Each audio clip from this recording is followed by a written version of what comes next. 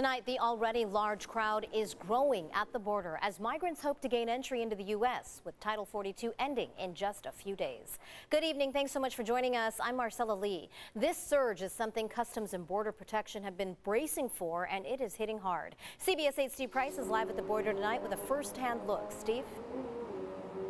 And Marcella, I can tell you that just from last night to right now, the crowd out here has grown significantly. And I want to focus your attention on the border fence itself, because this is something we didn't see just yesterday. These blankets that are tied out here, it's a way for the folks out here to try and protect themselves from the sun.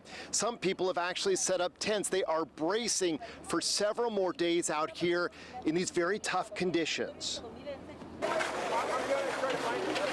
They quickly gather every time anyone from Border Patrol shows up, hoping this will be the time they're chosen to begin the asylum process. I've been here 4 days. Brian Scott's lips are sunburnt, and he, like many out here, hasn't eaten for days. But for a chance at a better life than what he had in Jamaica, he says it's worth it. You're either going to get killed by the police, you're going to get killed by gangsters, or you're going to rot in jail. And I don't want none of that for me. I'm just 28 now.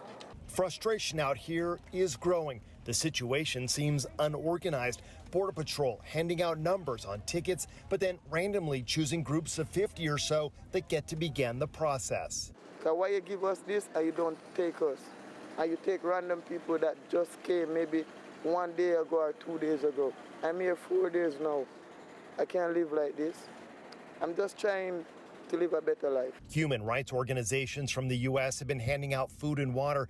And look at this, volunteers charging dozens of cell phones so the migrants can stay in touch with loved ones back home. The crowd out here noticeably larger than just a day ago, with more women and children. The fear is that the growing chaos will lead to violence. We would hope that Border Patrol could provide a little bit of more structure, a little bit of more process, even if they know that they're going to be waiting here for a while. It would make sense to provide some basic information to the people so that they can collaborate collectively. Our camera spotted an ambulance taking away a pregnant woman, but others with serious health concerns are left behind, including Brian, who suffers from lupus.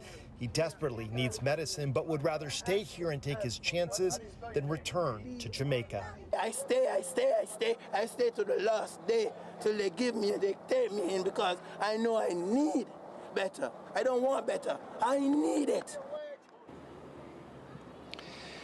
And just about 30 minutes ago, one of the advocates went up to a woman on the other side of the border and said, "How many children do you see there right now?" And she said there are at least 20. We saw one mom holding her young child in her arms. At this point, they just don't know what to do next. We are seeing people from Latin America, from Southern America. We're seeing people from Eastern Europe. They are coming from all over, gathering here because they've been told it will be easier to get in once Title 42 ends later this week. But at this point, they really don't know what's going to happen next. They're all just hoping they can get some information. Marcella? Steve, I don't think a lot of people know what's going to happen. So you have this growing frustration, but the people are there because they have so much hope.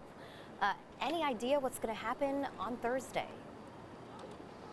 At this point, they don't know. They've been given those numbers. They've been lining up to try to help Border Patrol. But at this point, they're just saying, hey, just tell us what the process is. Tell us what you want us to do. And they're not getting that information at this point. So they are extremely frustrated. But as bad as these conditions are out here, Marcella, and they're burning trash at night to try and stay warm, they say it's better than going back to our country where we're afraid we're going to be killed. When I talked to one person out here last week, he told me the day he left to start his journey, one of his best friends was murdered.